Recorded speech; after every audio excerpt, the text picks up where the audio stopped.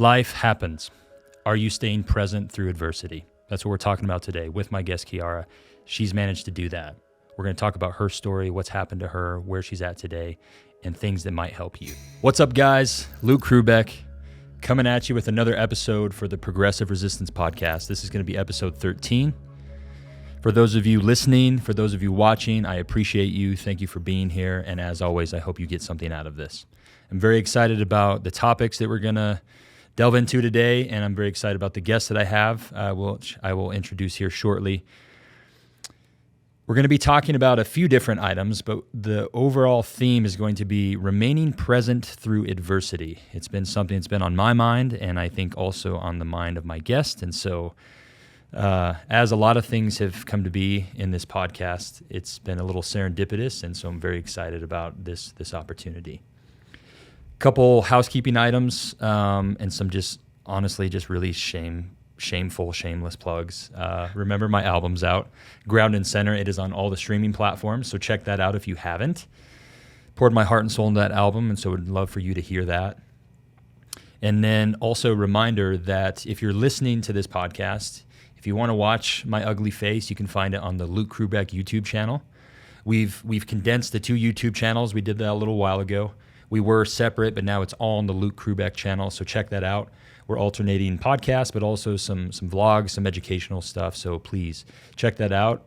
Subscribe, like, share, all that good stuff. If you're watching, yes, of course, this is also on the streaming platforms, so check it out on Spotify, Apple, all that good stuff. All right, enough of that. To my guest here. We're here with Kiara. Kiara, I would love it if you would introduce yourself a little bit. It's not enough for me to just tell the people that, hey, this lady's pretty rad. So let's give them some more proof of kind of who you are, kind of where you're from, and give me a little bit of that like history. You know, the Cliff Notes have brought you to where you're at, as far as, you know, some of you are run in the various athletics, what you're doing for work, what you've done for work, and just kind of the trajectory you're currently on to give us a brief picture of who you are. I love it. Well, thank you for having me on. Over the years, it's been a challenge to synthesize my journey because there's been so many moving parts. I love these environments because it challenges me to do that. So I've dubbed myself in the latter years as a corporate athlete, which means I really pour my heart and soul into both career as well as athletic endeavors, and they really complement each other, and that's something I think we don't see often. So I grew up in Colorado, have played sports my entire life, and that journey really started with softball, all of the typical sports growing up. That then evolved as, you know, our theme alludes to, some adversity, and ended up literally breaking my back my senior year in high school, broke 2 vertebrae, sledding on a mattress, like most kids do, and stopped playing sports completely. And it just threw me into this really nasty cycle ahead of moving away for college. And I thought my time in sport was done. Like, that was it. And so as I figured out where I wanted to school, ended up walking onto campus and had some girls look at me and tell me I had huge legs and I should try out for the rowing team. Mind you, I was pushing 230. It was after breaking my back, eating disorder, all that fun stuff. And I was simultaneously thrilled and really offended and said, let's go. And so walked on my freshman year at University of Louisville, played rowing, which is a hellacious sport. For all of you masochists out there, would totally recommend. And really quickly started figuring out I was not done with sports, or they weren't done with me. And so competed, really changed who I was, fell in love with this concept of grit, and just started building those tool sets and ended up making the varsity squad at Louisville, rowed my 4 years there. And my senior year at school there, I had moved over to Poland to work the World Games. So all the weird sports that don't belong in the Olympics, they're in Poland or at the World Games. Sure. Yeah. And I was sitting on the sidelines helping, and it just was, again, this nag. It's like, you're not done. You still need to compete. So I had no clue what I wanted to do. Went back to my dorm there in Poland, Googled what sports you can make it to the Olympics and not have done your whole life. And there was bobsled. I was like, well, what is bobsled? And so I watched Cool Runnings and decided it was for me, and got a pair of sprint spikes and flew myself back home so I could go to Park City. They have a combine a lot like the NFL. So your run, jump, sprint, all of that fun stuff. And went, It's embarrassing, but awesome. There's still a clip somewhere from NBC Olympic coverage 2018 where they're going down the line of all these people at the combine ready to make their Olympic dreams come true and have the story to make that fit for them. So football players, track athletes, they go down the line and I'm the last person they interview. Why are you here? What qualifies you to be here? And on national broadcast television, just said nothing. There's nothing on my resume in sports that qualifies me to be standing here. But we're doing it anyway. And so go through the combine, shocker, didn't make it, had never sprinted in my life. But I thought there was something there. And I think that's a consistent throughout my themes is even if you don't make it the first try, it's just trusting that gut intuition that this is still meant for me and I just have to figure it out. And so I DM'd, it's the world we live in, DM'd the head coach for the U.S. bobsled team. And he was actually over, I can't remember where, they may have been Beijing in 2018. So he was already in Beijing. I messaged him saying, hey, I'll give you everything. Just let me move into the training center and I'll train with you. And this is something I really want to do. He thought that was pretty entertaining and said, okay, let's go. So I moved down to Johnson City, Tennessee. There's an Olympic training center there. Ended up training with multiple Olympians as soon as I got back, him and his squad, strength and conditioning, and just started piecing together how to sprint, how to drive a bobsled, all of these pieces that just never foresaw myself doing. And ended up competing in Switzerland, Canada, a little bit in the US, did skeleton for a little bit, which is head first on the little saucer. My triceps were too big, so I had to take duct tape and put soccer shin guards around my triceps because they just kept getting beat up. So that was a fun journey, and unfortunately ended up having a pretty traumatic brain injury in Switzerland. Crashed at about 120 kilometers an hour, which is fast, and thought I killed my brakeman. And my coach at the time was from Germany, so he just shoved beer and Advil in my face, and that's what you do for concussions, right? Totally makes sense. Yeah, of course, yeah. Yeah, so moved back to the States, couldn't read or write for a couple weeks. That was pretty awful. And about that same time, found out Canada was looking for people. So I moved up to Canada, was trying to come back from this brain injury. And then in my career that I had started somewhere in that mix, got into the tech world, just struck luck, honestly. And I got this email pretty much saying, Trump, ? And I was like, what? I worked in sales, worked in ad tech sales. And it was like Trump campaign in El Toro, which is where I was working at the time. And I was just baffled. But I think it's important to sniff things out before you say true or false or it's real or not. So I was like, all right, we'll hop on a call. Lo and behold, I ended up consulting as a 22, 23-year-old kid for the Trump campaign in the 2020 election cycle. About that time I was up in Canada. It was all remote. And it was just funny how timing worked out. Went up to Canada, got another traumatic brain injury.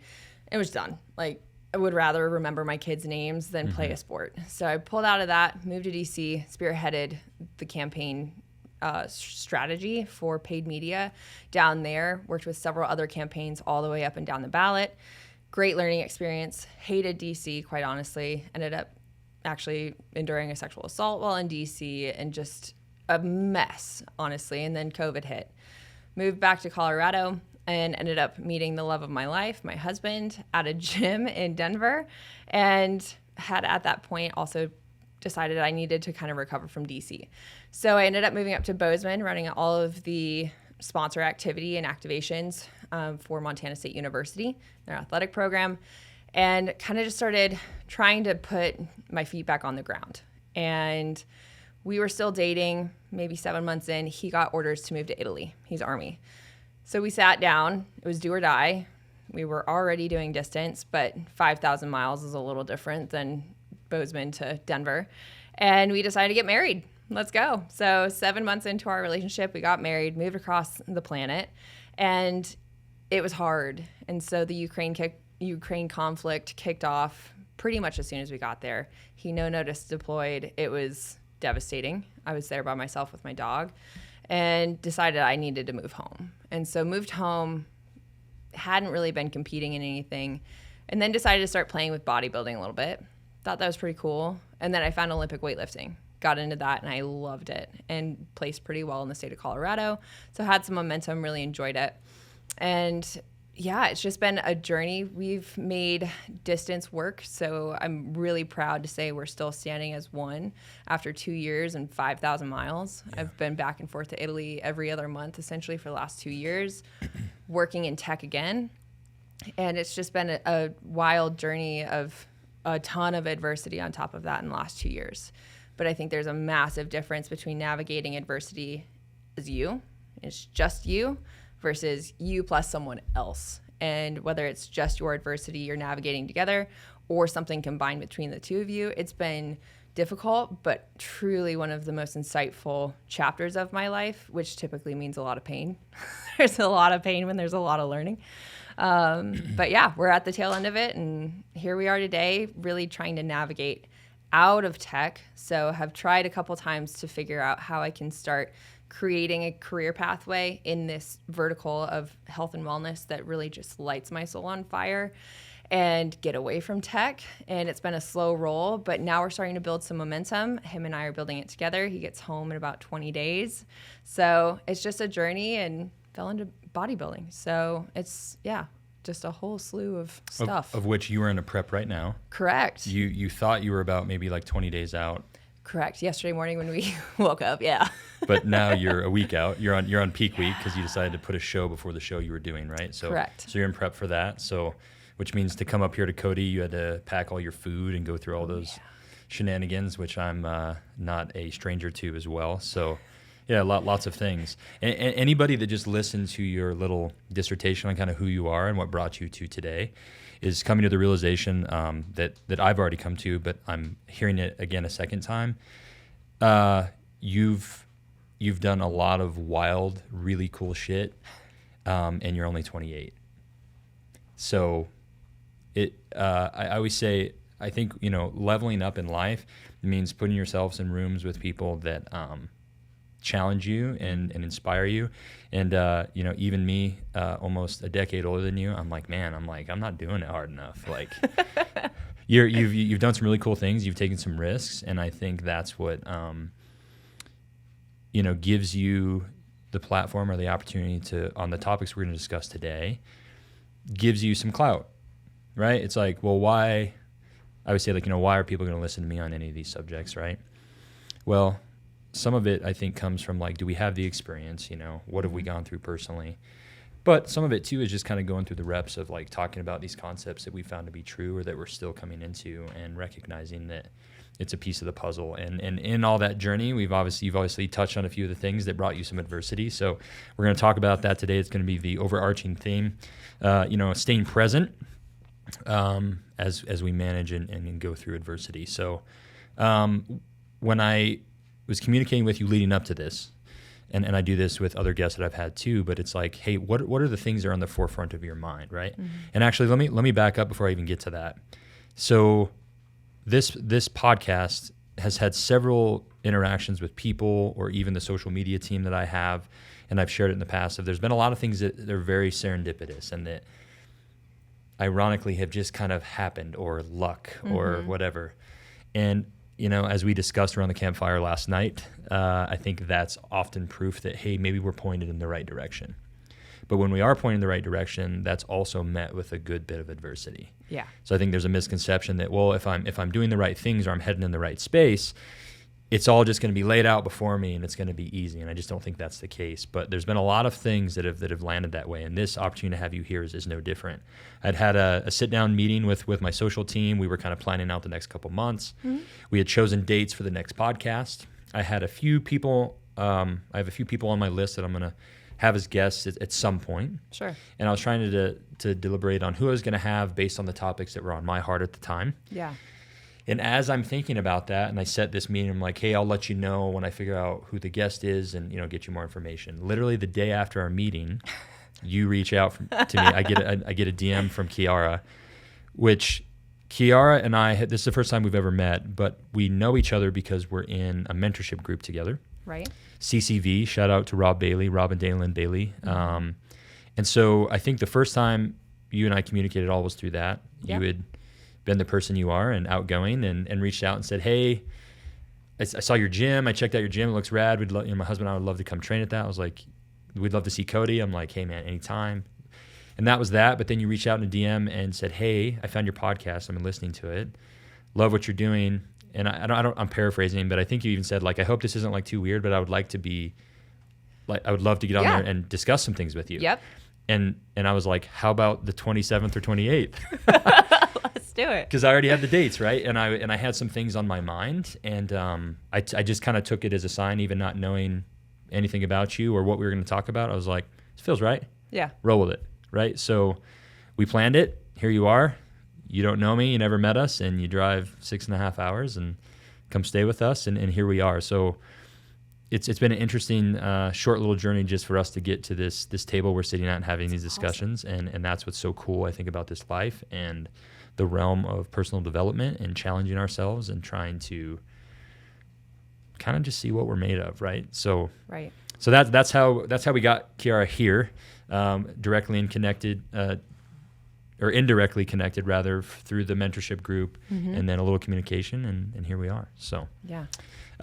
One of the things that I had asked you, and again, getting back to this, when I'm leading into a podcast with a guest, I ask them, what's on your mind? What are some topics? What are some things that front of the mind awareness? Because if those are the hot topics, typically those are the ones that, like, man, let's punch those buttons now. There's something there. And one of the things that you had messaged was, being worthy or deserving of our suffering. And I loved that. So that's where I want to start. I love it. So worthy and deserving of suffering. That seems weird. Yeah. Right? 100%. And I think it's a concept I'm still fleshing out in my mind as I try to figure out what message I'm able to share with people that isn't really being spoken to. Or maybe it is, but it's this regurgitated same vernacular that we're exposed to through the same characters over and over and over again.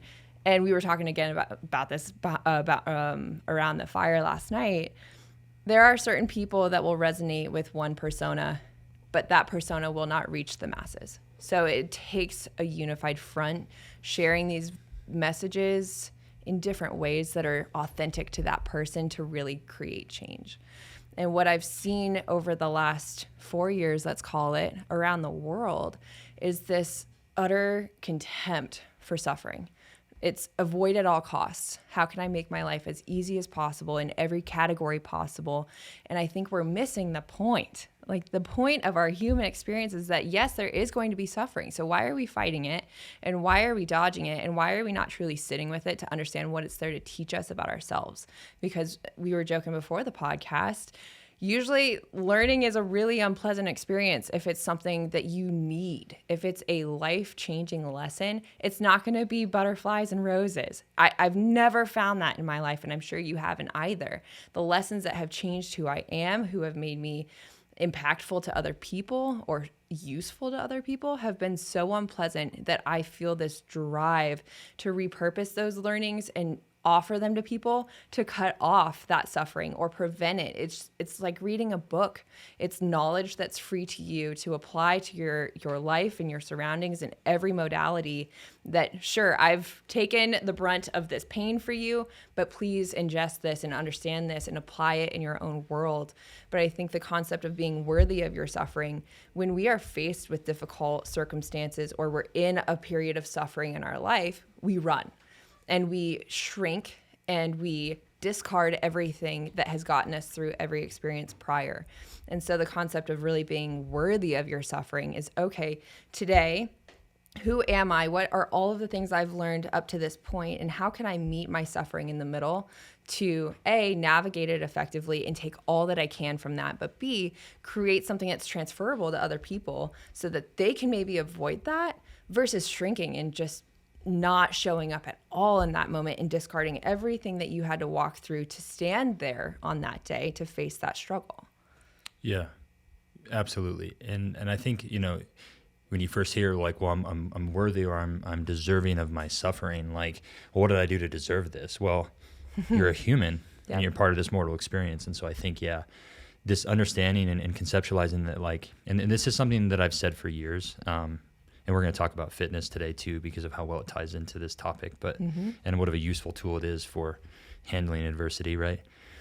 But it's amazing how it's just such a metaphor for life, right? And the whole cliche things, if it doesn't challenge us, it doesn't change us, but it's true. And, as we go through this, it's like, well, am I worthy of that suffering? That's weird. Like, am I deserving? What did I do wrong to do this? I'm like, it's not, we're looking at it wrong. We're looking at it wrong. And one of the things that's always helped me, and I don't think we talked about this last night, but I have to create these storylines in my head to sometimes have some things make sense. Okay. Because things are going to happen to you in life that just really come out of, left field and out of nowhere, and you're not really sure why.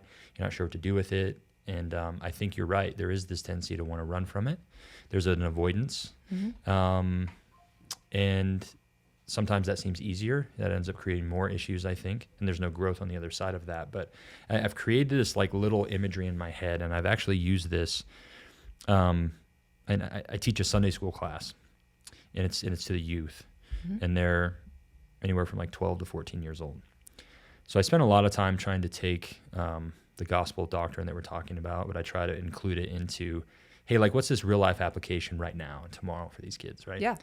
And so one of the things is like handling adversity and the trials and tribulations that come from this mortal experience. So I draw it out on the chalkboard so they get to see how terrible of an artist I am. But I imagine a conveyor belt in heaven. Okay. Okay. So there's a conveyor belt that goes in heaven, and right in front of that conveyor belt is God's throne, right? It's where God's sitting.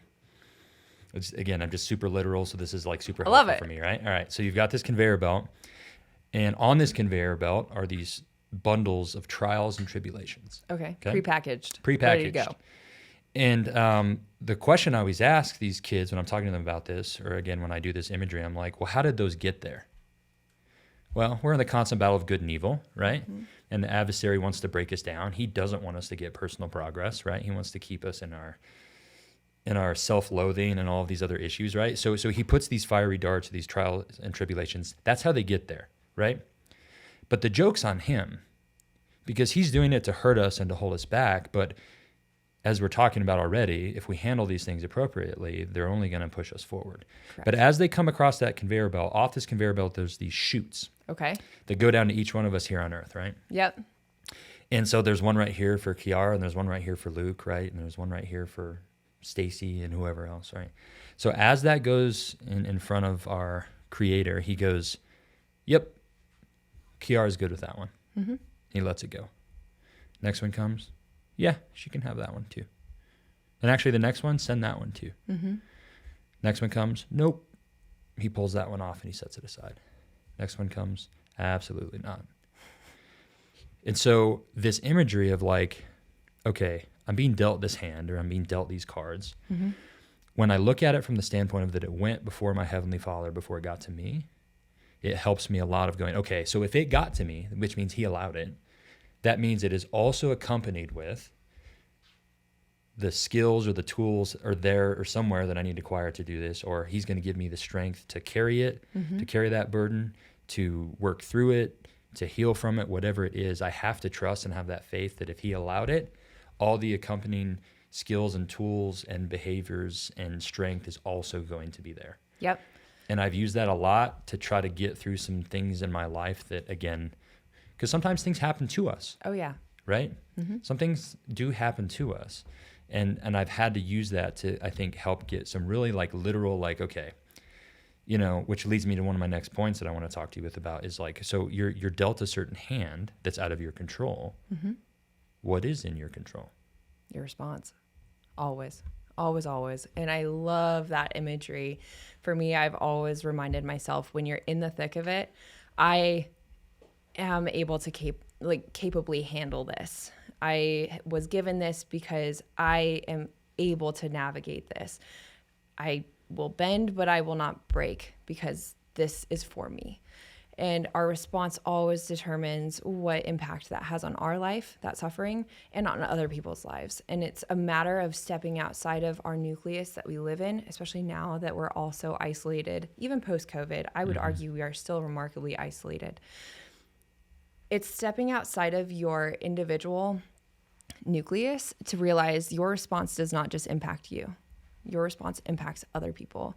And for me, it's been something I never would wish on myself or people I love to go through some of these terrible things. Right, certainly not. However, it's something that going through those having exposure in my nucleus. People are aware of what's going on. And I've had people, just so worried, which I understand. I worry about my people and wonder, are they truly capable in some instances?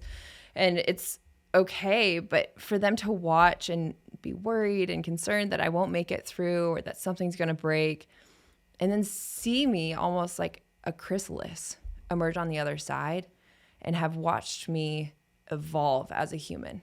And it's not, okay, brushing off, we're fine, we're going to keep moving.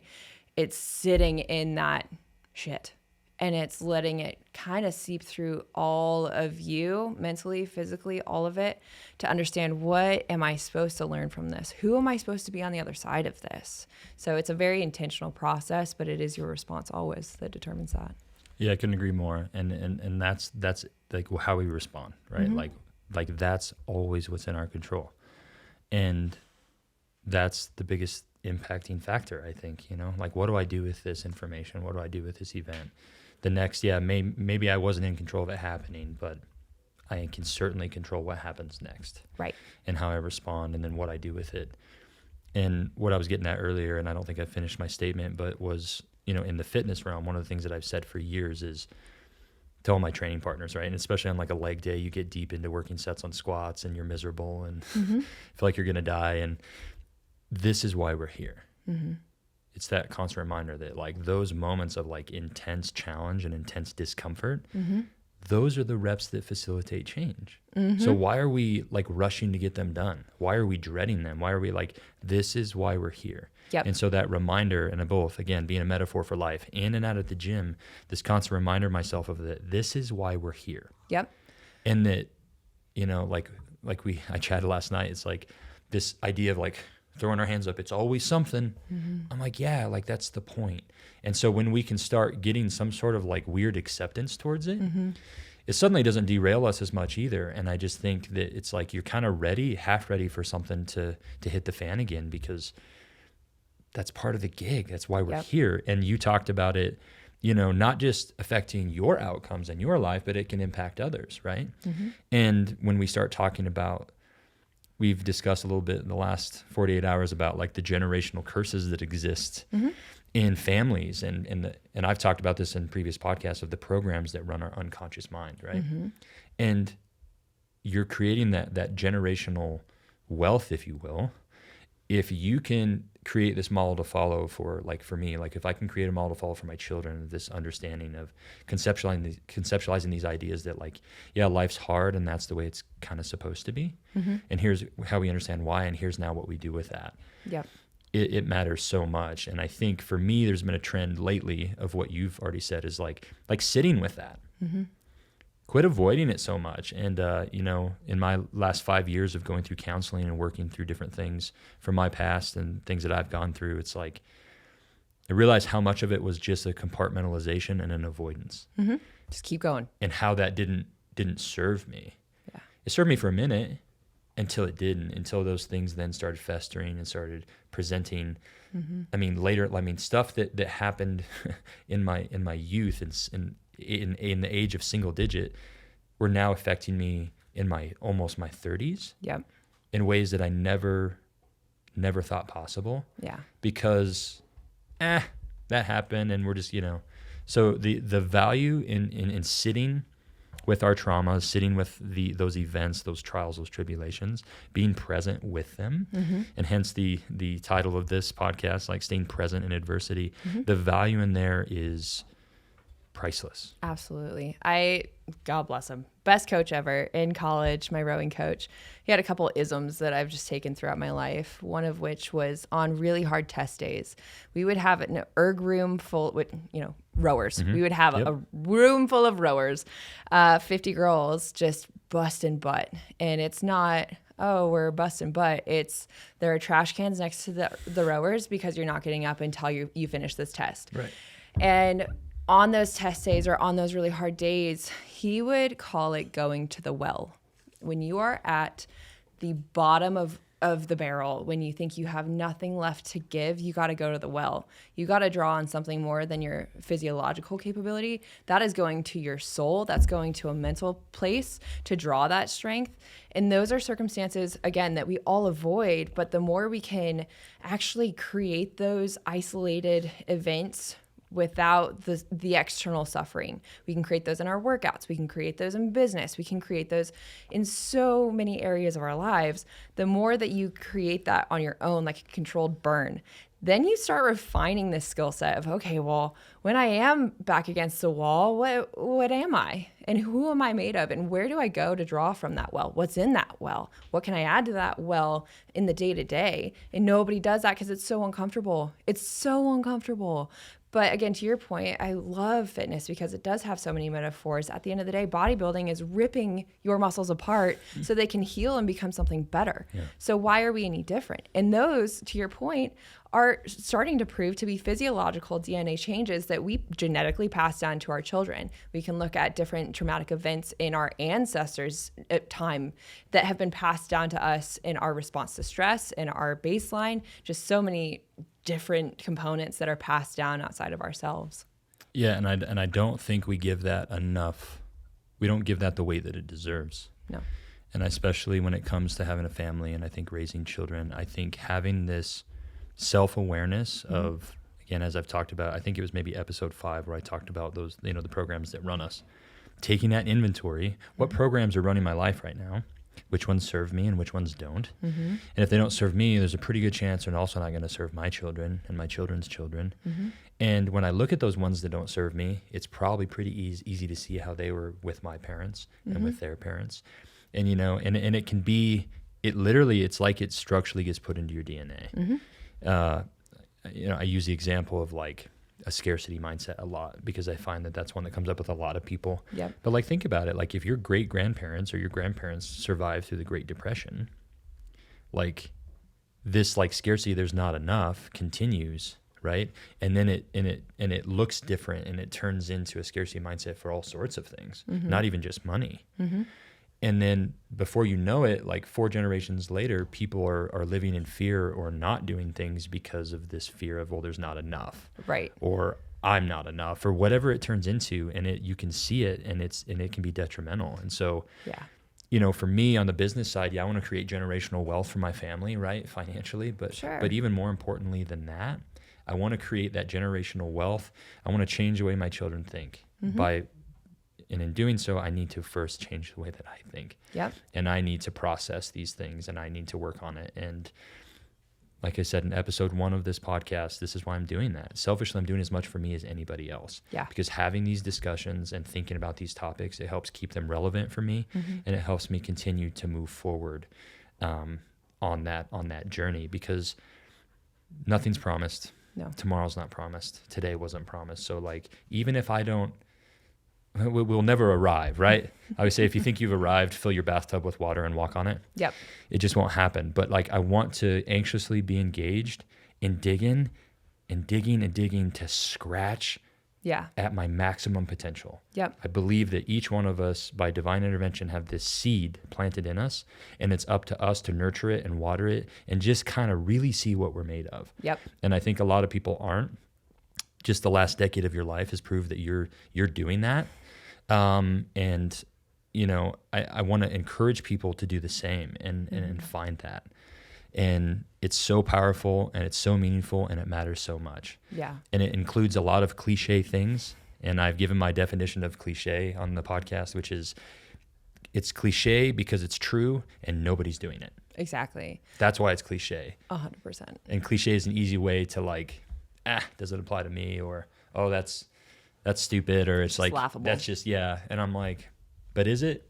No. But is it, Seldom. And going back really quickly to the scarcity mindset, I look at scarcity and fixed mindsets very similarly, almost on a spectrum of scarcity. You're triaging, you're surviving. So of course there's no true growth. There's no true dreaming or vision in your life. You're just trying to show up and get your pants on in the morning.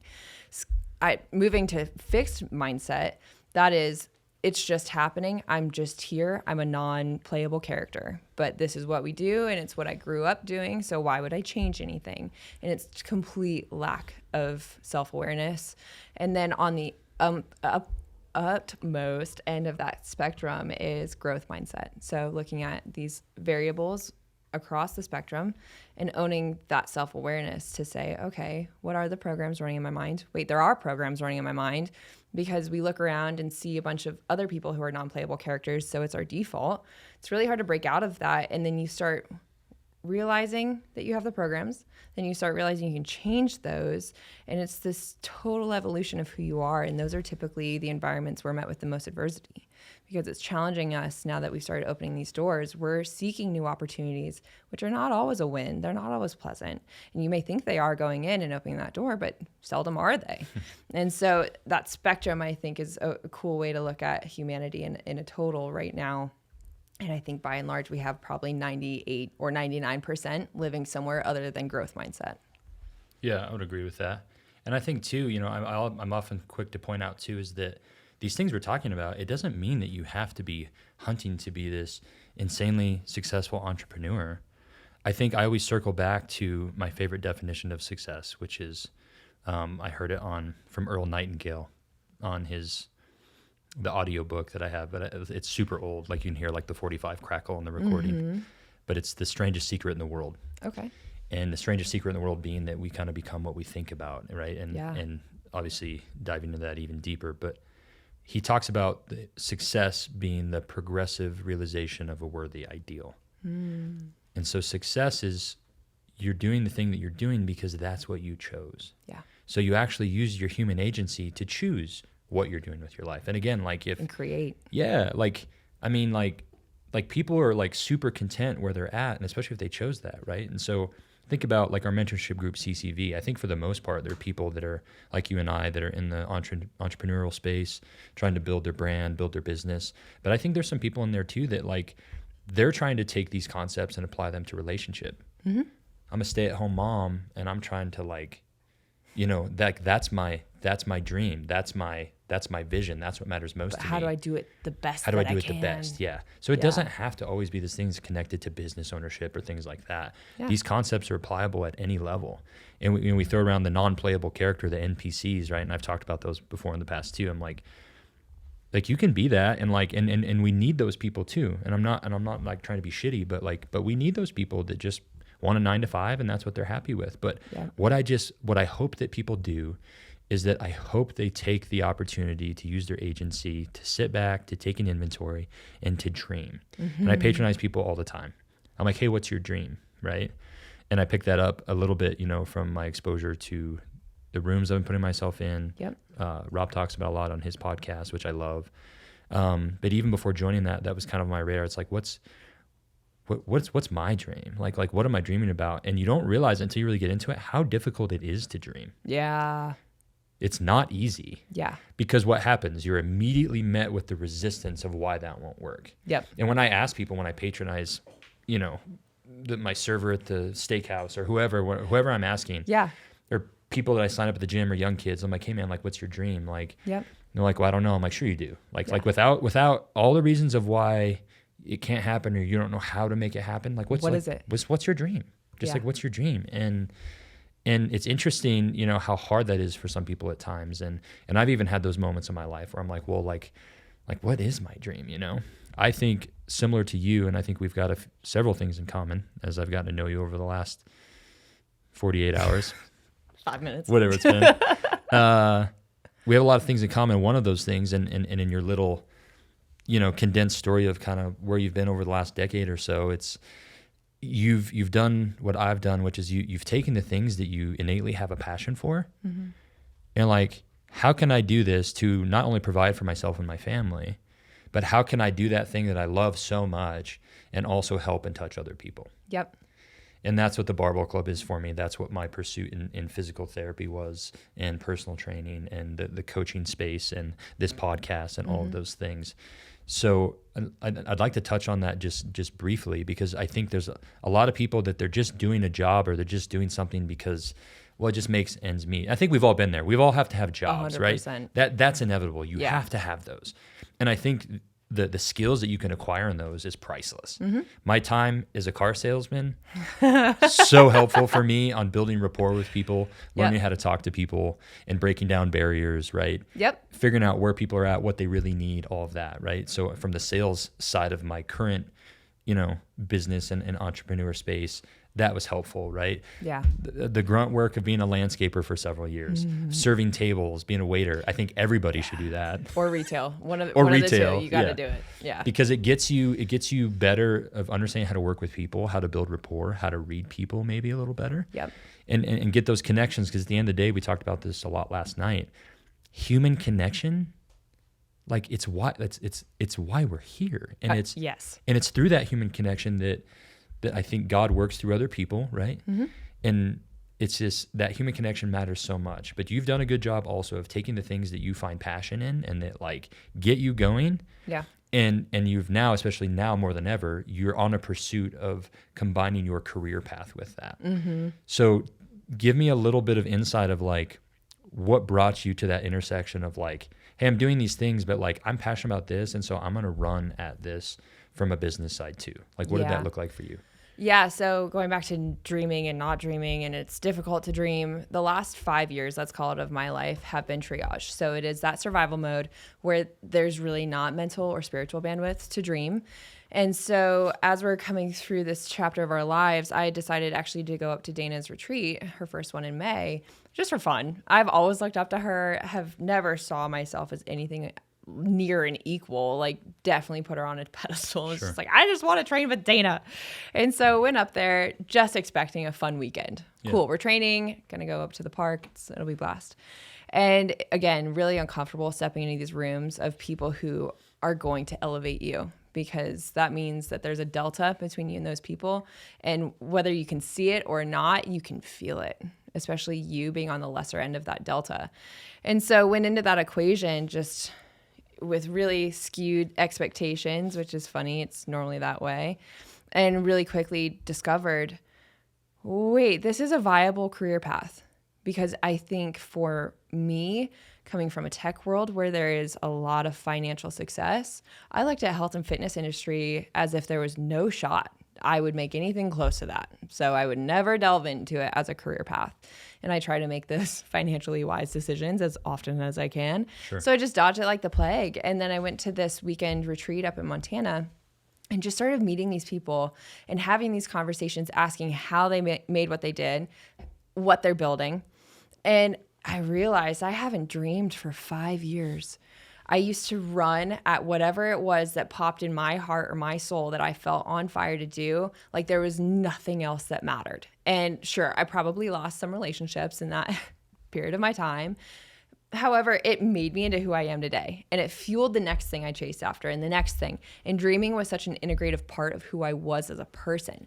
And I've met a couple people who also live that MO, and it's contagious. That is a degree of magic that lives inside people deep within their soul, even if it just from the surface looks like you're doing a bodybuilding show or you're building a fitness business. Okay, but what is it inside of you that lights up? And going to that retreat and just having this total perspective shift, really realizing those people live in a dream state. They carve out as one of their non-negotiables time in their day to dream with a blank piece of paper and a pen. And that was so novel to me because I had forgot it's a skill set, it's a muscle. And I had forgotten how to do it because your excuses pretty quickly drown out any whisper of a dream in your soul because you just explain away everything you have, and those dreams just really stop coming. And they're still there.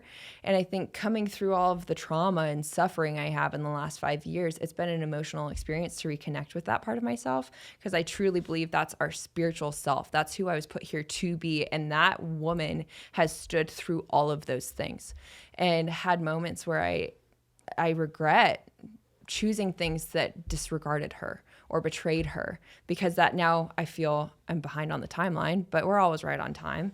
And so it's just a matter of reconnecting with that part of yourself, integrating that into the day. And now it's this amazing experience where I think dreams are the most rich and full when we bring our tribe with us. And for my nucleus, it's still a foreign concept to dream and run after things, but giddy up, you're on the train. So my husband, who's feeling out this process of dreaming again, has had a longstanding military career where all of those dreams have gone out to wash. And he's watching this happen, even though he doesn't believe it himself. It's this efficacy that we as humans are so powerful as to create our reality when we intentionally create that space, when we honor ourselves and show up as the fullest version of ourselves, mind, body, and soul. Yeah, couldn't agree more. I think when we can establish, and you had mentioned dreaming is like a non-negotiable for some of these people that we admire, we look up to, or we put ourselves in rooms with, because again, like if I want to get better at something, like it's no different than the gym. Like if I can train someone that's stronger than me or knows more than me, right? That's going to push me forward. Yep. And so why would I not do that with all the other things in life? 100%. And it's, that's why I'm in the mentorship group. That's why, I go to the mastermind meetups. I go to those things. And I've had so many people that just don't understand. And they're like, you paid how much? You pay how much a month for that? What a waste. Yeah. And I'm like, you don't get it, man. Like you just don't get it. Like I want to be in those rooms. I want to have those conversations, and I want to tap into my maximum potential. And even if my checkout date is earlier than I want to spend my time at least working down that path as far as I can get. Exploring it. And I think the dreaming is such a wonderful and challenging place to start. And you talk about feeling like you're behind, man. Well, I got 10 years on you, and boy, howdy do I feel like I'm behind. But it's interesting because you look at it, and hindsight's 20/20. But when you take those scary steps, and you bet on yourself and you invest into yourself, as I'm encouraging everybody to try to do, whatever that looks like, whether it's your fitness, whether it's sitting on the couch of tears and counseling, or whether it's a mentorship group, or whatever it is, when you start investing in yourself and you take those leaps of faith and those scary steps and it works out, you go, huh. And then you look back and you're like, shit. I missed a lot. Why didn't I do that earlier, right? And it is what it is. The timing's probably perfect to your point. Yeah. But it's hard to not look at it with hindsight being 20/20 and be like, why couldn't I have done this earlier? And maybe we could have, and maybe that's, again, whether it's the timelines on us or complete divine intervention, I don't know. But that's why I'm so intensely trying to get in myself and other people to invest into self, to consider these concepts, to dream, to take action, because, man, you really have nothing to lose, but you have everything to gain. I remember a speech that Keaton Hoskins, the muscle, gave at the first vertical union mastermind I went to. And he was up there and he was talking about this conceptual idea that when we take a risk or we take a jump, it's a 50-50. Sometimes it's a coin toss. It's like, I might lose on this, right?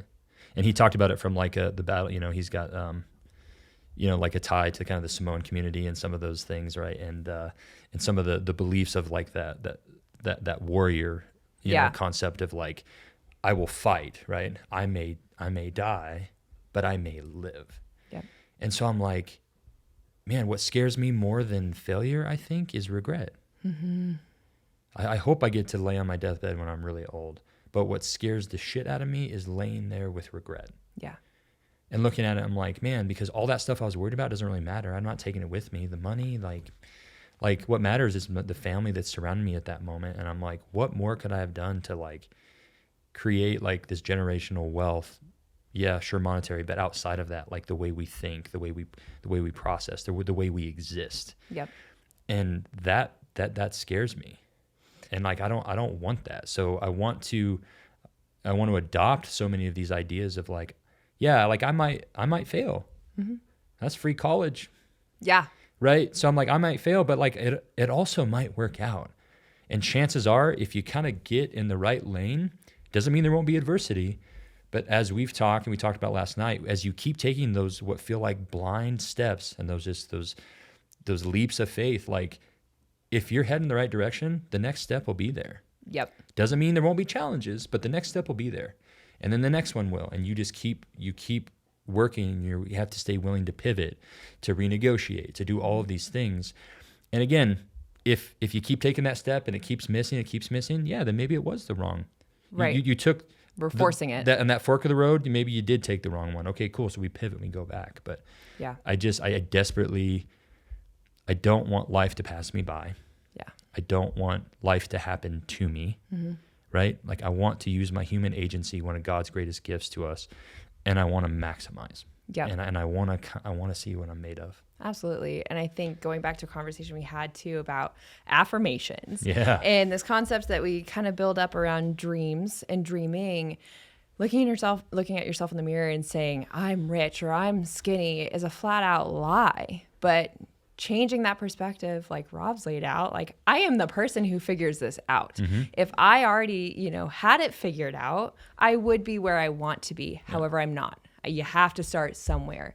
So creating this self-efficacy through action and proving that you will show up, you will do the work, you're going to put in the time on top of the dreaming. It's the perfect equation for those to truly play out. And I think that word play has changed my life, looking at the perspective shift between this grind and we're forcing everything and we got to figure it out and taking everything so seriously to this degree of light play in our life. Exactly. It's a game. Play the game. It's a total game. And you realize how many people are sitting on the sidelines. So, okay, my chances of winning are automatically exponentially higher than the person next to me. So knowing that, my playing field limits. And as soon as I start stacking these wins, figuring it out, taking the losses and making meaning of those, applying it to the next one, dreaming, it's this magical equation that life becomes really fun all of a sudden. Yeah, and I think it does get exciting because when you start tapping into that and you kind of start testing yourself and you challenge, seeing what you're made of. Yeah. It's no different than the gym, right? And on the other side of that is our growth. And I agree. I think I'm a big believer in affirmations and self-talk and self-belief. I tell my clients a lot of times, I'm like, if you wouldn't say it to someone else's face, don't say it to yourself, right? Yeah. We have to give an appropriate amount of self-love and grace. Self-love, as I've said before, is not accepting your shitty values and things that need to be different, right? But like self-love is complete ownership. But self-affirmations are nothing without action items that associate with them. And so we have to combine those two. Let's speak those good things into the universe because I do believe in the idea that thoughts become things. Oh yeah. But you can't just throw those out there and sit and wait, right? It doesn't work that way. I can't take a protein shake and some creatine and then just sit back and now the muscles come, right? We have to apply the stimulus. Yep. And it's no different than in the gym and in the life. And that's why I love strength training. That's why I love the gym. That's why I've dedicated my whole life and career and existence to it. Yep. And that's why I named this the Progressive Resistance Podcast, because progressive resistance in the gym is what facilitates change as well as in life. This is why we're here. Yep. And that brings me to one of the next topics I want to touch on with you is why is fitness important to all of this? Why is fitness important to this journey of finding our best version of ourselves? Why is fitness important when it comes to staying present in adversity? How does it help us through that? Why is fitness a piece of this? And we talked about this morning, I think, a little bit of like, and last night of like, why is the basic principles of getting in shape, how does that snowball into all these other avenues we're talking about? So many directions you can spin off of that to answer that question, because in my eyes, it's all encompassing. It's all one. So for me, I had kind of dabbled in entrepreneurial pursuits in high school. Started my own clothing brand, did a beetle kill overlay for snowboards, and it was just piddly, but it was super cool to learn. And then what I realized looking back is when I started actually taking care of myself, when I started showing up for myself, and that was in the form of fitness and health at its core, it propelled every other area of my life. And I didn't see it in the moment. It wasn't connecting the dots for me looking at it, but looking back, and even now in this moment, I'm on prep. It's hard. And my coach firmly believes in heavy ass weights. And so these pieces of fitness in my life now that are so fine-tuned strategically are propelling every area of my life. The dreaming, the pursuits in business, the relationships, even just this. It's something that 2 years ago I wouldn't have done. And it's not because of COVID. It's because what do I have to offer this person, or what do they have to offer me I can't just get from listening to their show? It's now realizing, no, I'm part of the game. So are you. And fitness at its core is what brought me to the place to see that value in myself and prove to myself, no, I am capable, I am worthy, and I am part of this game. So what can I do with that? But even on a physiological level, when we're inflamed, when we're eating stuff that just fogs our brain, we've all felt it. When your energy is in the trash, you're just putting whatever you want in your mouth. You know you're not doing what you should. Mm-hmm. And even if you don't know what you should be doing, you know that this isn't it. And so that dominoes into every area of your life where you start sandbagging in the micro everywhere across your day. And then that turns into the macro. And then you show up at 50, 60, 70, and you have massive regrets because you're insanely obese. You have all sorts of diseases and sicknesses that will probably end your life early. Mm-hmm. And that's extreme, but is it? Because looking at morbidity rates due to our obesity in our country right now, it's astronomical. Looking at children, it's astronomical. Yep. So how are we setting them up to do anything other than survive if we can't even feed them correctly, if we can't get them moving? And so I think for me, that is at the core, and it's just made all of the other areas of my life so much richer. Yeah, couldn't agree more. And I think that, fitness, again, I've found the value in it, right? Because I've given it a chance. And there's just some people that just haven't yet. And that's one of the missions that I'm on, is to expose as many people as possible to it, right? But, I tell a lot of people, especially my physical therapy patients over the last decade, is like, invest in it now or pay for it later. Mm-hmm. And it's no different than anything else we do in planning, right? Like financial planning, you're trying to prepare for what's coming in the future, right? Yep. But you also, but all that happens now. So investing in it now so it doesn't become a problem. And I think lifestyle matters. Sometimes it's like we talked last night, I got, Betty, who's 89 and smokes a pack of cigarettes a day and puts gravy on everything, and she's perfect picture of health, right? Yeah. But so, sometimes it's just a genetic thing, but I do think our lifestyle choices matter. Mm-hmm. And I've watched it for so many people snowball, because when you apply these basic non-negotiables for fitness or nutrition, mm-hmm. it creates this like framework then of which everything kind of builds off of. Mm-hmm. And you show up for yourself on this discipline. And I literally, I see this time and time again. I get people that come in to see me for their weight loss goals. Yeah. And we're 6 months in and their confidence is improved and they got that promotion at work. Walking a little taller. Yeah. Talking to people, which means relationships are improving. Their marriage is better. Yeah. I have more energy. I have more drive. Yeah. I'm hanging out with my kids more. And from that generational curse or the generational model to follow, you're setting that example. Yeah. And that's one of the goals that can be circled on my intake form, is set an example for family or children. Wow. And with my people, they're like, they'll circle it or they'll say it. They're like, yeah, I saw that one, but my kids are adults. And I go, it doesn't matter. Yeah. Because right now, I'm like, hey, Karen, like, yeah, I know you're 60 right now, but you're setting the model to follow of what does it look like to be 60? Yeah, maybe your kids are in their 20s, but I'm like, what does it look like to be 60? And you can set that model. And so the way fitness and balanced nutrition and just feeling and being our best infiltrates the rest of our existence is mm-hmm. wild. Oh, yeah. And I just think that until people give it a chance, they can't really see that. Yep. Now, and there's always this argument, well, there's lots of people that are, obese or out of shape that are successful. I'm like, absolutely. Could not agree more. Mm-hmm. But I can't help but think that what if that success was 10 times? Right. If they also had that regularity of fitness in their life. Exponential. And if they were eating a relatively low inflammatory diet that mm-hmm. allowed their brain to be a little sharper and to have insulin sensitivity be better. Yep. And to just have overall health, because like I always say, if you met all your goals tomorrow, especially on like the business or like financial front, if you met all of that tomorrow or next week, and if you don't like who you see in the mirror, mm-hmm. and I'm not just talking physically, but I'm like mentally, emotionally, who you are in your existence, then what does it matter? Yeah. Because if you don't have your health and you don't have your family and you don't have those relationships, mm-hmm. none of it matters. Yep. So invest into self, and fitness is the place to start. Yep. Change my mind. And I'm getting to a spot, and I'm kind of half joking, kind of half not, but I'm getting to a spot where the people that just don't see value in it, that have actually given it a chance, I kind of don't trust you. Yeah. Yeah, I put you in the category of people that bite their ice cream and people yeah. people that don't Zero like dogs. Trust. You're a psycho killer. Yeah, I'm like, I just it's hard for me, and I'm like, if people would just give it a chance. Yeah. If people would invest into self, and fitness is such a killer place to start, and it has to happen. Yeah. It has to. So my question for you, because my heart is really pulled towards lifestyle clients, right? Especially women. I just feel in my heart that's a space I'm able to serve and provide value. So saying, you know, people haven't given it a chance. What is your stance on the women or people who have given it a chance and have just completely failed? And it may be because of the program style they were on. Maybe they tried this weight loss program 60 times and the 60th was the last. They're just convinced there's no shot they will ever figure this out. So yeah, they may be psycho, but how do you pull those people out? How do you show them what's what? Great question. And I've had countless numbers of those exact demographic. Yeah. Where they've tried everything. Nothing's worked. They've failed. They've worked with online trainers, trainers in person. They've done this diet. They've done thousands that of diet, dollars. all the things, right?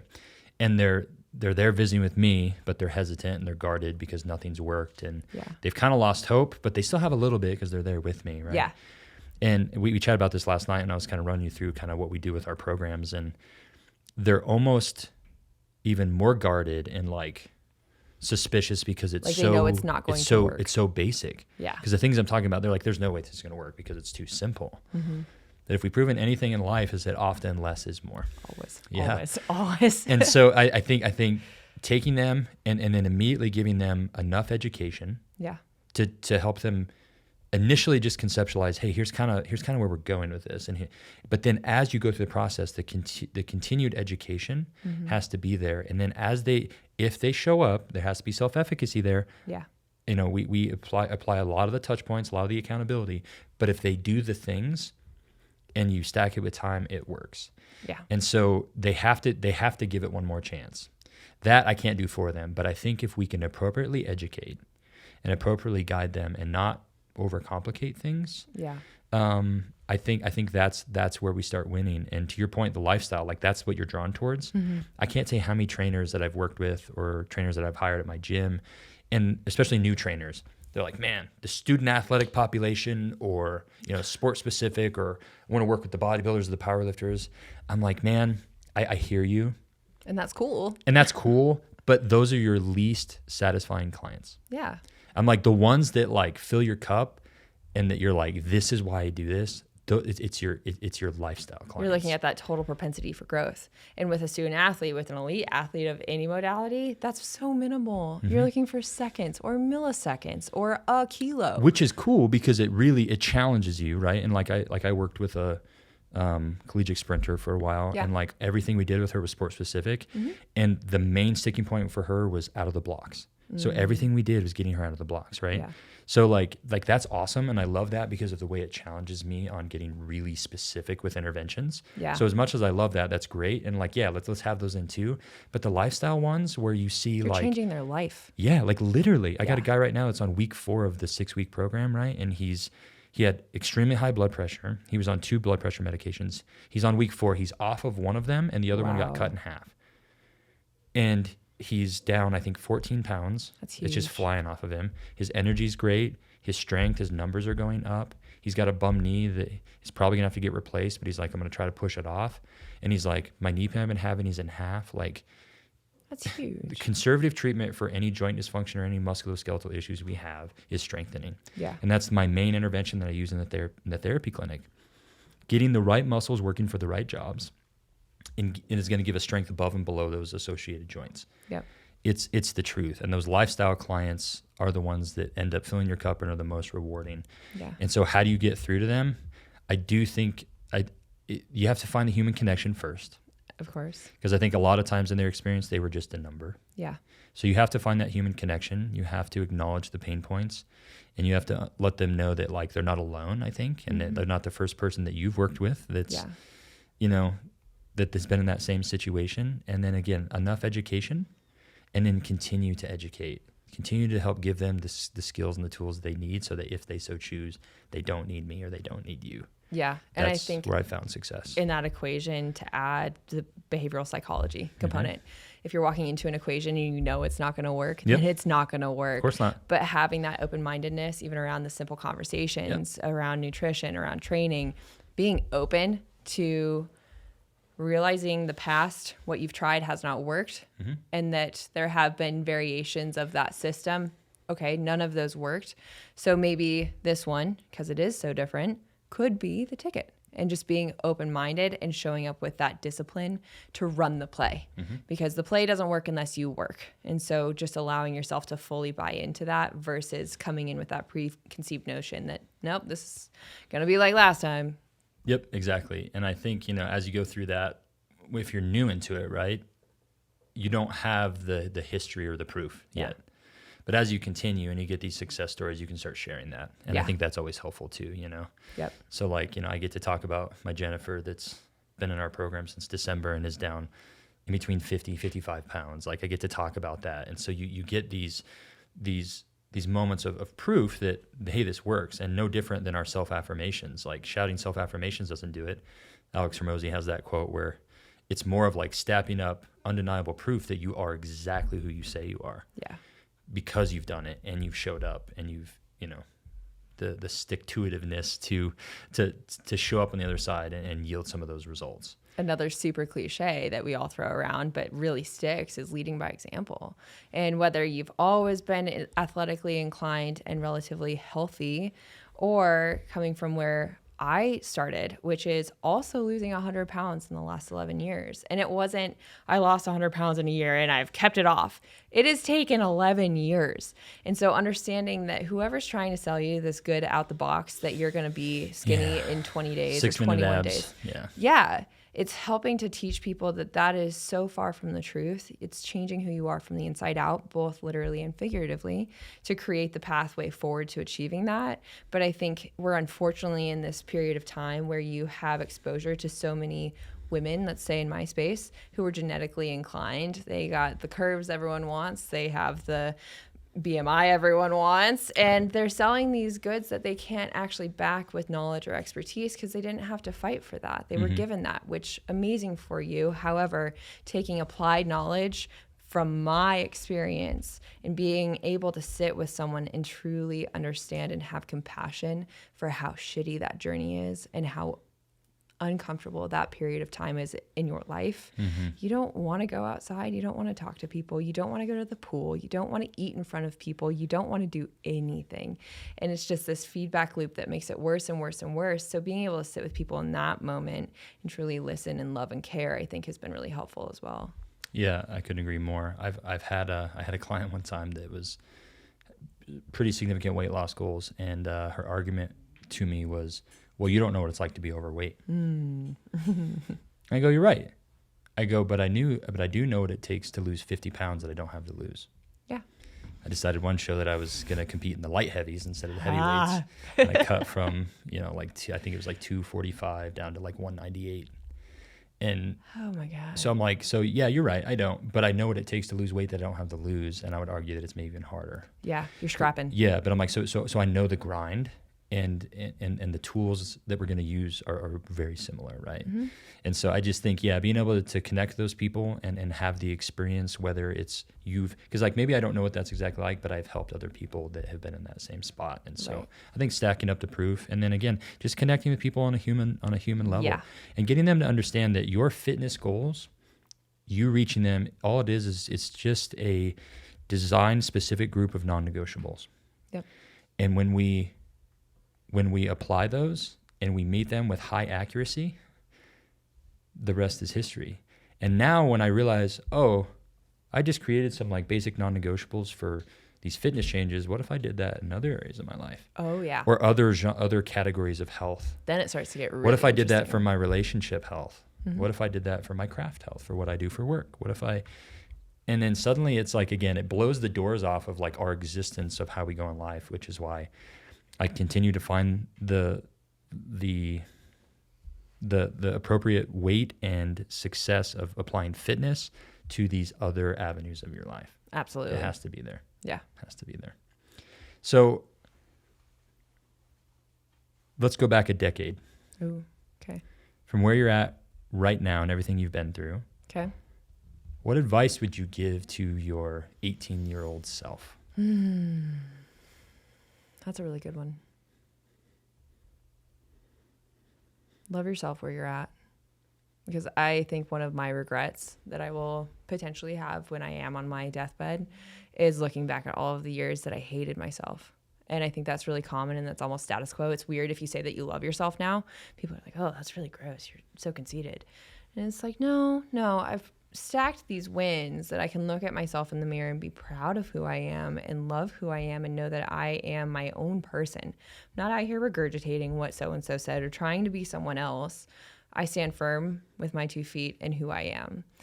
And so looking at all of the years where that was not the case, I was that person who didn't want to go out, who didn't want to spend time with people, directly impacted my relationships with other people. And I could have had so much more fulfilling parts of my journey leading up to where I am now that I feel I missed because of that. Yeah. Yeah, that resonates with me a lot. It's not cool when you cry on your own podcast. So, that's been a struggle of mine for a long time. And, I think outside looking in, right?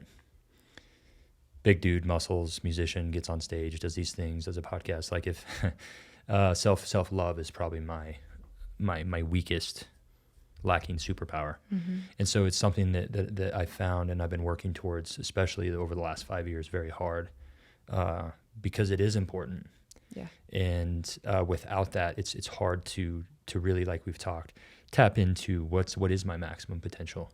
Yeah. And and so that advice of finding that self-love, including our mistakes. Yeah. Oddly. Yeah. Staying present through adversity. Sometimes the adversity is self-induced as well. Almost always. Yeah.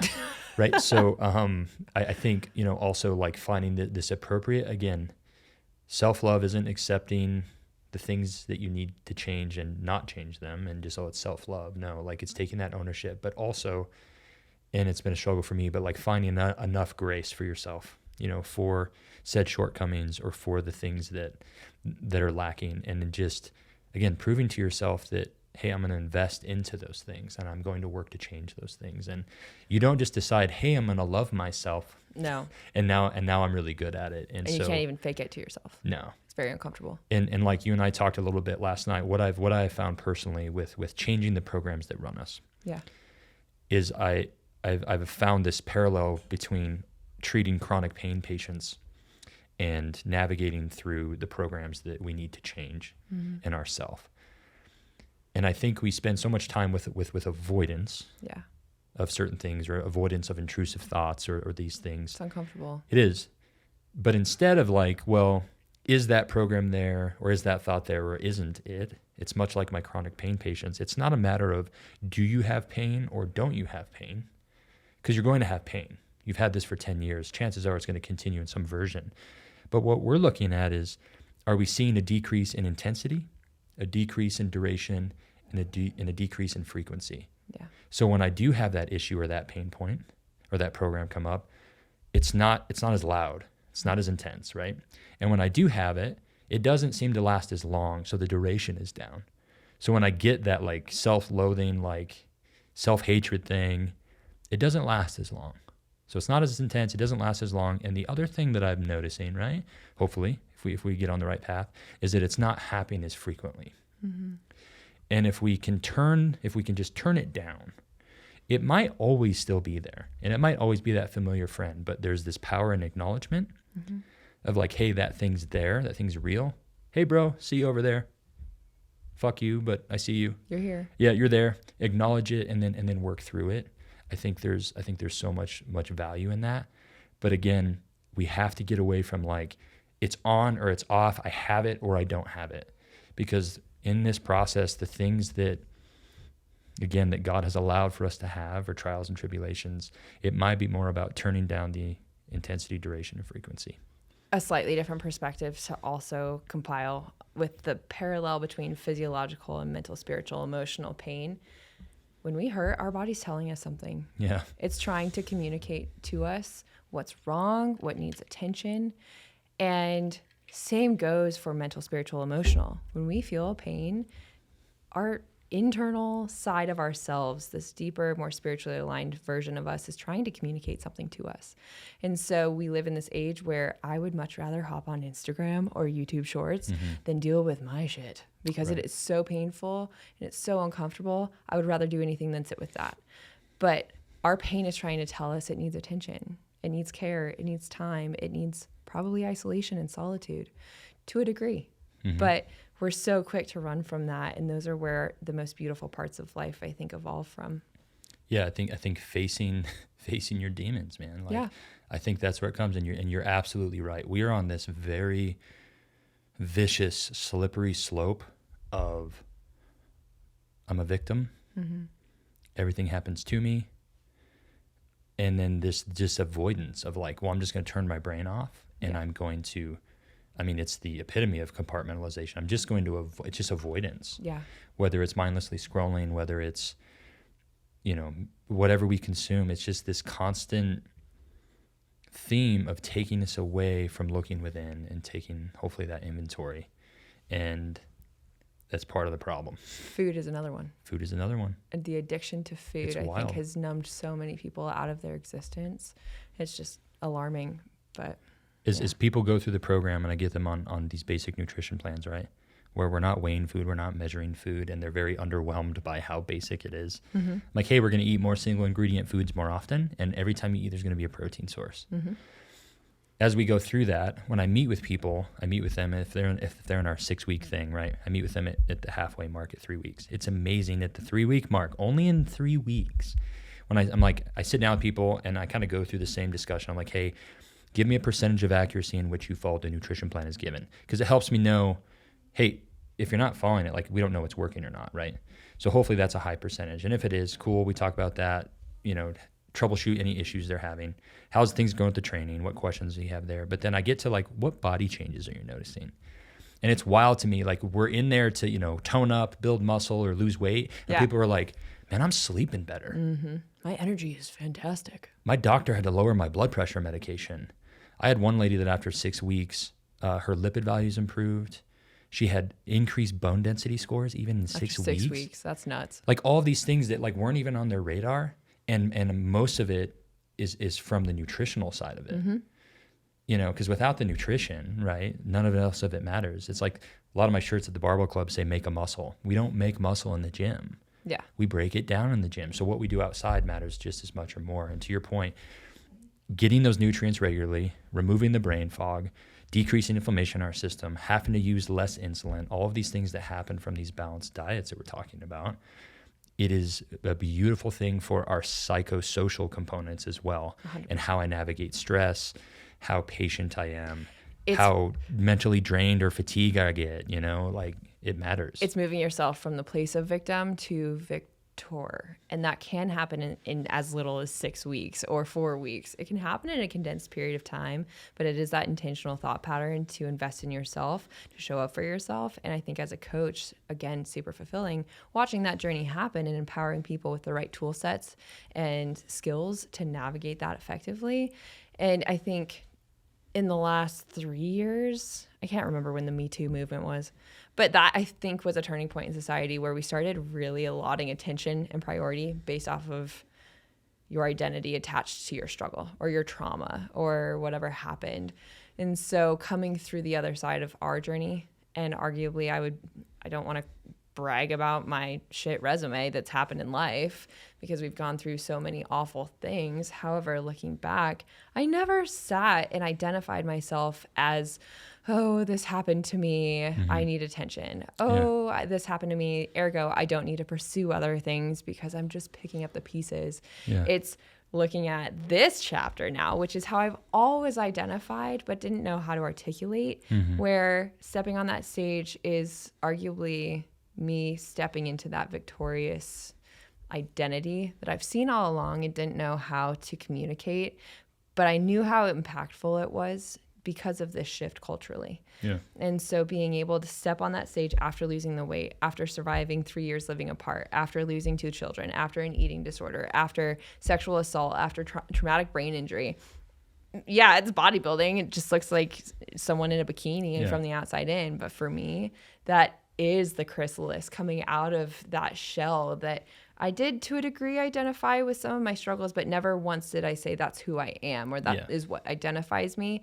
And so sharing those stories, whether it's you, whether it's me, whether it's anyone else that has come on the other side of that, it has to be shared, because we only see this small niche of people who identify with their trauma, and that is how they present themselves to the world. And that's not it. You're missing the entire equation that actually matters, that's actually going to impact people. Like you sobbing about what has happened to you, or your obesity, or your struggle on this journey to get fit, is not going to help anyone. It's a waste of space. And I'm here to hold your precious insights as to what that has meant to you, but I'm not here to tell you that that's who you are. Right. Absolutely. And I think just stacking the wins, right? Continually and continue to build on that. And like for you, like maybe this show, maybe you don't compete again. Maybe you do it, who knows, right? But like for you, it's helping you kind of ice this cake you've been cooking for a while, right? Like 100%. It's like, and so it's, so like people, it's like, oh, it's a spray tan and I'm showing my physique, but man, like for you, it's so much more than that. Yeah. And for these people that start to see these changes so early, right? Like 6 weeks, Matt, look at all these, I'm like, and I always put it back. I'm like, imagine 6 months. Imagine a year. The compounding effect. Wow. Right. And like, so that's when it really gets cool. And it's like finding that balance of learning and growing from the things that have happened to us and those traumas, but not identifying with them. I couldn't agree more with that. And, I used to patronize people a little bit when they would find out I'm diabetic, because, a lot of times they'd be like, oh, well, you don't look diabetic. What does that mean? Like, cool, thanks, right? So I'm breaking stereotypes, or breaking down biases, which I think was 2 episodes ago I talked about that. But I used to be like, people like, oh, you're a diabetic, and I'd be like, no, but I have diabetes. It's not like it's not who I am, right? It's something I have to deal with, but it's not like in the first 5 minutes I go, hey, I'm Luke, I'm a diabetic. It's not like I don't identify with it. It's something I have to deal with. 100%. And has it shaped who I am? Sure. But it's not like my identity. And so I think, carefully navigating through the things that happen to us. Yeah. And not like putting them on our bio. 100%. Right? The same goes for me as I've started sharing my story around my eating disorder. We realized so fast that this is not just my problem or a problem I have dealt with. Damn near 65% of this country has an issue with their relationship with food. So when talking to people, I've always been so conscientious to not say my eating disorder. That shit isn't mine. Yeah. It's something that happened in my world that I am now on the other side of. But by you holding on to that, like the words that come out of your mouth are so powerful, and we breeze by it so quickly because it's a cliche. Your words have power. Sure. But it's true. But the more you build this into your character and how you present in the world, I have an eating disorder.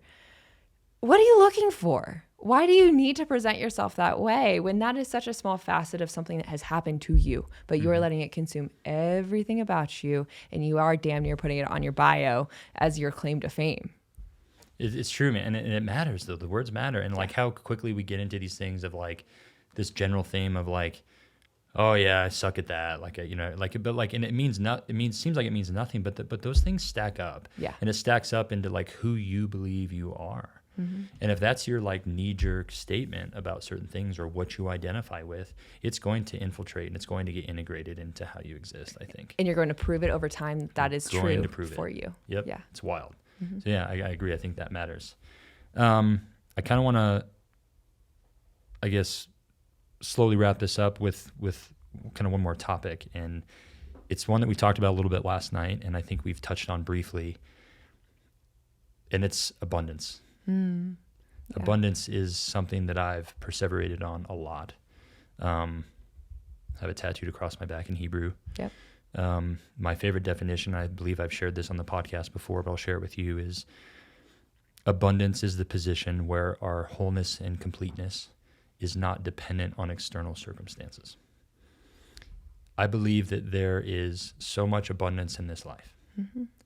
And I don't think very many of us, myself included, I still haven't fully tapped into it, right? And that's why we're talking about these things and trying to make these changes with self and connect with other people. But what are your thoughts when it comes to the abundance that this life offers? And, one of the points when I asked you what was on your forefront of mind, one of the things that you said is that nothing's given, right?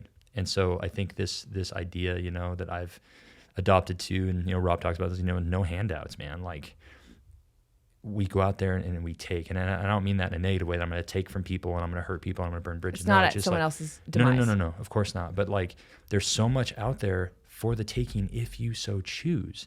And I believe to my core that very few of us are tapping into our maximum potential, myself included, and I want to. Yeah. And so I just want to kind of talk about abundance a little bit, and like, what are your thoughts with that? Again, so many avenues off of that. My husband, I drove him crazy when we got together, because every situation, no matter how ugly, how gnarly, I would immediately pivot to what good is there to be found. Who can we help in this moment? What do we need from this moment? What is this teaching us? And he was almost annoyed and labeled it as optimism. However, I think abundance is a perspective that we get to live our lives through. And again, it's not as if my abundance is taking, like going to that and withdrawing from an abundant source is taking away from someone else. We live in this overly abundant world where it starts with us and seeing abundance in ourselves, in our immediate surroundings, but at our core level, without external inputs. I'm enough, just the way I am today. And it has taken me 28 years of my life to be able to sit here and say that, like, honestly. Mm-hmm. And so when you come from that place of, I don't need, but I want, and it's not a selfish want, it's an impactful, abundance-driven want to provide that for other people. And so looking culturally at this movement of capitalism as evil, money is the source of greed, and painting this icky picture over success, monetary success. Mm-hmm. We talked about it last night. It's just the rule of the game we are forced to play by being here on this earth. And in realizing that, you understand that money is an opportunity to provide impact at a mass scale.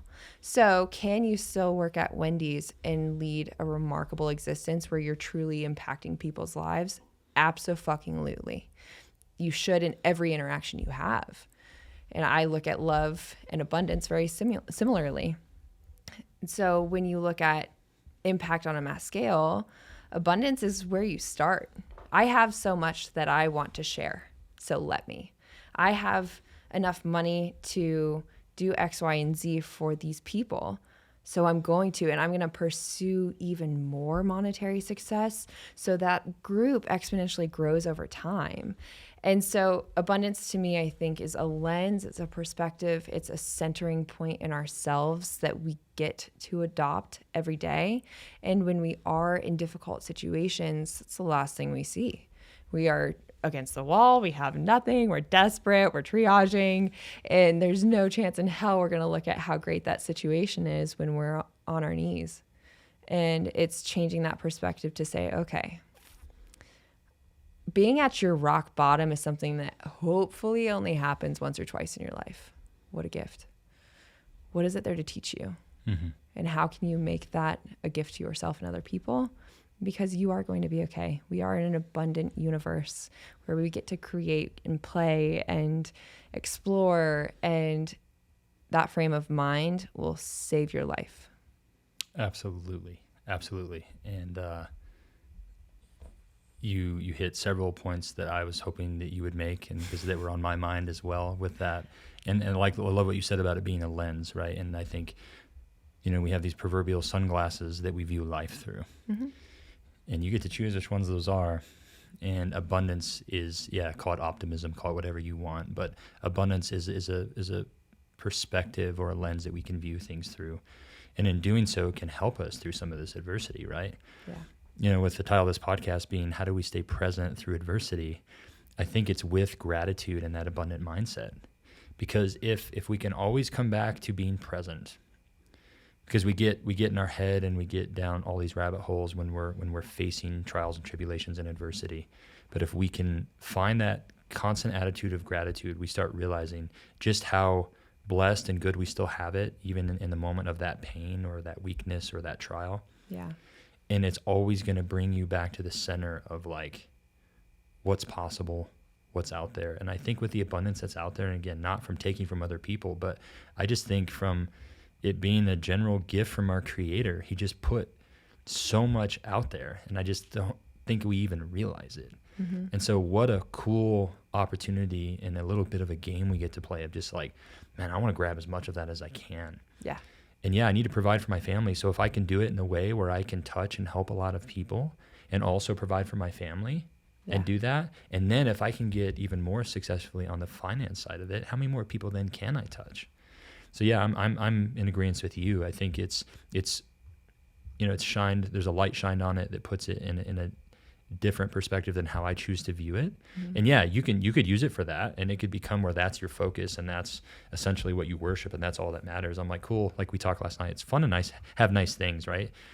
But I'm like, that's not what matters. What matters most is that if I can get to that spot of financial freedom, it gives me time and it gives me the opportunity to focus on the things that truly matter most to me. Yeah. And to have more bandwidth to help and touch more people. Yep. And it's what a rad opportunity. And you had mentioned hitting rock bottom. Maybe it happens a couple times to you in life. Maybe it happens once. But I think for a lot of people, and we touched on this last night, before people really invest into self, I think a lot of people end up hitting rock bottom. Yeah. We see it in the world of addiction, right? Until they really, really, really hit rock bottom, they don't often have the self-efficacy to choose for themselves to make some of these course corrections. Yeah. My hope, and I think we can intersect that. Yeah. My hope is that with these conversations, with this podcast, people can integrate some of these ideas and maybe make some shifts in life so that we don't have to hit rock bottom. How cool would that be? Yeah. Because then again, like there's going to be some wild stuff and some trials and tribulations that are going to hit us that are completely out of our control. But again, even when they do happen, if you can make that shift now, you're going to be more prepared, I think, to handle it. And I think the abundance that exists and the abundance that it's available to each one of us individually. And it's like we each have our own like storehouse of abundance, and it's just sitting there waiting. And I think a lot of people don't even know it's behind them, or don't even know it's there. And it's real. It's real, and it's so cool. And I think it's a gift. And I think it's in a world of so much confusion and anger and turmoil and all of that. It's like a weird gift and consolation prize. The one word you said that stood out, and you said it once, but I think it's worth circling back, is gratitude. Because it's impossible to feel all of those depressive, desperate emotions that pull us down into that negative headspace when we are truly sitting in an attitude of gratitude. And it's not, I'm thankful for the weather today. I'm thankful I have a car and a roof over my head. As a practical application that I just hope that people take away from this is truly allowing yourself to feel it in your soul and feel how thankful you are for the things that you have, because that creates that abundance perspective. And it's hard to look at what you don't have when you're thankful for what you do have. You can't do them both at the same time. And that abundance mindset is what ultimately allows us to create, because we're just trying to slap Band-Aids on things that already exist when we are not in that space. Yeah. When we get to that space, then it becomes play. It becomes exploring. Yeah, agreed. And I think, I've got a few books that I'm slowly working through right now. And one of them is, it's called The Daily Stoic. Yeah. And it's like daily devotionals, right? Yep. Of some of these great minds, from like thousands of years ago, right? Mm-hmm. That are talking about things that are still applicable today. Yep. In the world of Stoicism, and Stoicism in some, it's not just being Stoic. Resting bitch face like I've been gifted with, but it's like again, like my definition of abundance I gave, it's being unimpacted by external circumstances, completely detached. Yeah, and like a complete understanding of like who you are and why you're doing what you're doing and all those things. But one that I read recently was talking about the conceptual idea of completing every task in your life, even the mundane things, and maybe even especially the things that you don't really like, doing it like it's the last thing you'll do. Mm. And what's wild about that is it very well could be. Yeah. And I couldn't help but try to, think about that from our social interactions. We've all been in situations where we had poor social interactions. Mm-hmm. where you had an interaction, you're like, shouldn't have said that. That didn't go well. Correct. Wish I hadn't have done that. Wish I hadn't have said that. But like if we can apply this like conceptual idea of this might be the last conversation that I have, this might be the last task that I do, and if I can stay present enough to like commit to that, as trivial as it is, and do it like it is the last thing I'm going to do, just the value and the power that has of keeping me present, and then the amazing way that it can create some of this gratitude and get us out of our own way. Like, oh, thank God I had another moment. Yeah. Even though I made the most of that one, now I have another one. So what did I learn from that one? That I can make this one just a little bit better. Yeah, and I don't think anyone does that with perfect accuracy, but I just think like anything else, like having the awareness of some of these things and trying to improve how much we utilize them, how integrated they are into our non-negotiables, I think it matters. And I think just talking about them is helpful, and that in itself is reps. Yeah. And just like reps in the gym, it takes reps in life. And so, but you and I were talking even last night, there's such an inclination to small talk because it's so comfortable. Like, let's talk about the weather and what we're eating that I can see you're eating, and I'm eating the same thing. I know it's good, but let's talk about it. It's such a waste of space, and it's like blowing hot air in my face anymore. I hate it.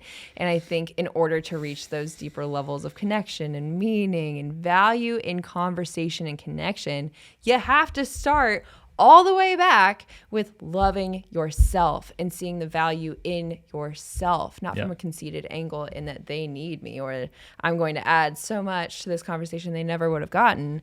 It's saying I'm enough to show up as the full version of myself, and I don't care, tread lightly if this conversation makes you uncomfortable, but I want to know what you think. I want to know how you think.